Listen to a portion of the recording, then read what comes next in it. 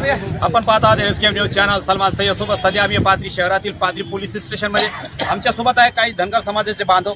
Pathri police स्टेशनचे police निरीक्षक लक्ष्मणजी केंद्रे यांना त्यांनी निवेदन दिलेले आहे. आपण सविस्तरपणे त्यांच्याशी जाणून घेणार आहोत. पाथरी पोलीस स्टेशनमध्ये धनगर समाज बांधवांच्या वतीने जे निवेदन देण्यात आलेले आहे त्या निवेदनामध्ये काय उल्लेख करण्यात आलेले आपण जाणून घेणार आहोत. आमच्या सोबत आहेत बांधव. दादा, पाथरी पोलीस स्टेशनला आपण निवेदन दिलेले आहे. काय निवेदनामध्ये उल्लेख आहे, कशासाठी आपण निवेदन देण्यात आलेले पोलीस स्टेशनला? आमचे मल्हार होते दीपक बोराडे 16 मार्चला मल्हाररावपर्यंत जयंती मुंबई ते आझाद मैदानात उपोषणाला बसले. उपोषणाला बसून 10 दिवसानंतर ज्यावेळेस बसले 10 शेवटच्या दिवशी त्यांचे सासरे वारले होते. त्यानंतर आमचं सर्व शिष्टमंडळी आलं, त्यावेळेस उपोषण सोडण्यात आलं. ते त्यांचे सासरे वारल्यामुळं त्यांच्या सासऱ्यांना आत्महत्या केली आणि त्यांचे साडूसुद्धा दुःखनिदानानं त्या दिवशी वारले. आणि त्या आत्महत्येसाठी समजा सकल धनगर समाजाचे जे शिष्टमंडळ होतं, समजा आमचे हिरे साहेब असतील, पडळकर साहेब असतील, जे शिष्टमंडळ गिरीश महाजन एक आली होती, त्या दिवशी त्यांनी 10व्या दिवशी उपोषण सोडून घेतलं. आणि आमची सकल धनगर समाजाची एवढी मागणी आहे की आमची एस टी आरक्षणात अंमलबजावणी झाली पाहिजे. कारण की आम्ही ऑलरेडी एस टीत आहेत. 36 नंबरला आमचं धनगड आणि धनगर या शब्दाचाच फक्त उल्लेख आहे. त्याच्या हिंदीमध्ये धनगड आणि मराठी धनगर एवढा उल्लेख क्लिअर करायचा आहे आणि आमची अंमलबजावणी करायची. आणि दुसरी गोष्ट की दीपक भाऊच्या सासऱ्यानं आत्महत्या केली, त्याच्या कुटुंबियाला शासनाकडून जे पाहिजे ते आम्हाला मदत भेटावं अशी आमची अपेक्षा आहे. सकल धनगर समाज बांधवाच्या वतीने आम्ही एवढीच अपेक्षा करतो की बाबा दीपक भाऊ ज्या मागण्या मांडते तेवढ्या मागण्या पूर्ण करावं, एवढी आमची इच्छा. जे मला आहे आमच्या पाथरी पोलीस स्टेशनला जी आमची जी मागणी जी खूप जुने म्हणजे खूप पूर्वीच्या काळापासूनची मागणी ही आमचे जे शासन आहे ते आम्हाला जाणून बुजून दडपण्याचं काम करत आहे. जे आमचे मल्हार येते दीपक बोराडे हे जे उपोषणाला बसले यांच्या जे उपोषणाला जे दखल सरकार घेत नाही त्याच्याबद्दल त्यांच्या सासऱ्याने त्यांची हे करून ते आत्महत्या केलेली आहे. या सरकारचा आम्ही जाहीर निषेध करतो, फडणवीस सरकारचा. हे फडणवीस सरकारनं आमचे जे पहिल्यापासून ते अगोदर काय म्हणले जे धनगड आहेत, पण धनगड आम्ही हुडकून त्या जे त्यांनी रद्द केला. जे धनगड जे खिलारी कुटुंब जे आमचं संभाजीनगरला आहे ते त्यानं हे केलं.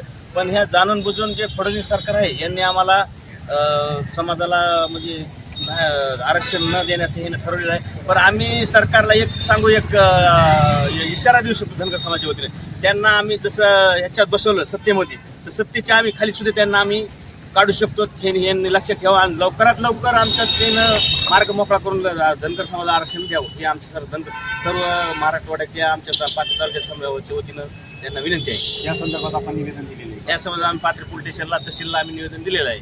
त्याचा पुढचा पाऊल काय असेल? यांचा पुढचा पाऊल आम्ही आता हे PM 8 मध्ये आमचं सगळं म्हणून आज डबल एकदा आमचा विचार होणार आहे. सरकारनं जर लवकरात लवकर जर नाही घेतलं तर आम्ही डबल समजा पुरं नियोजनानुसार तयारी करून डबल आम्ही मुंबई काय सगळा महाराष्ट्र आम्ही जाम करणार आहे.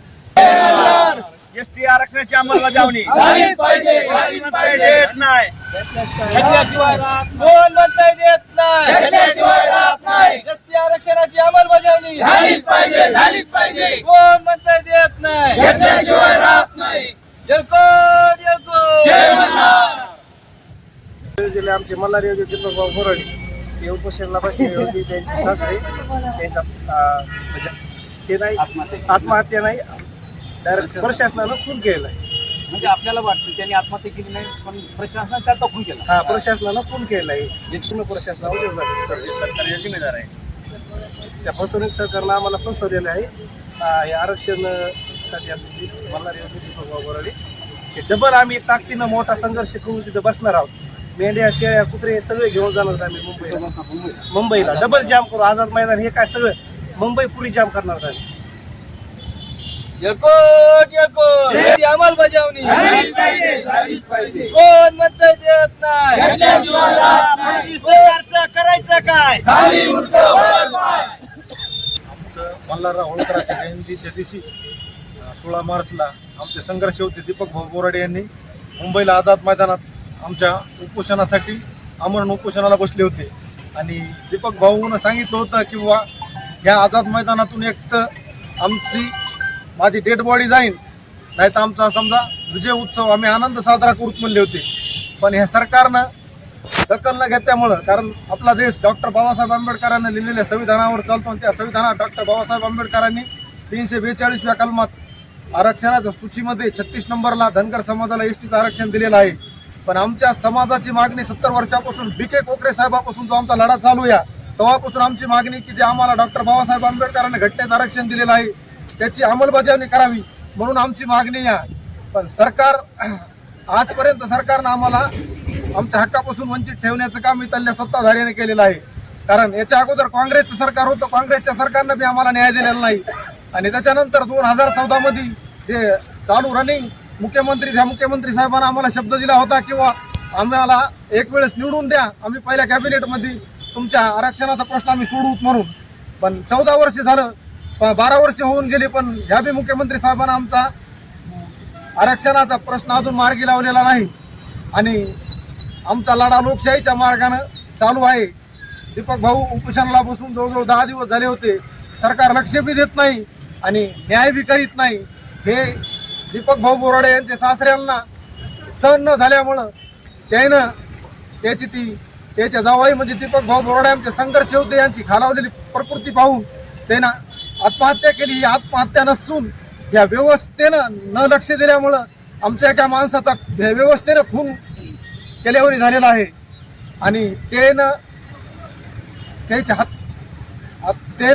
आत्महत्या केल्यामुळं हे आमचं जे आंदोलन आहे हे तात्पुरतं स्थगित केलेलं आहे. ज्यावेळेस दीपक भाऊ आम्हाला पुढे आदेश देते त्यावेळेस आम्ही याच्यापेक्षा तीव्र स्वरूपाचं आंदोलन या महाराष्ट्रात पेटू.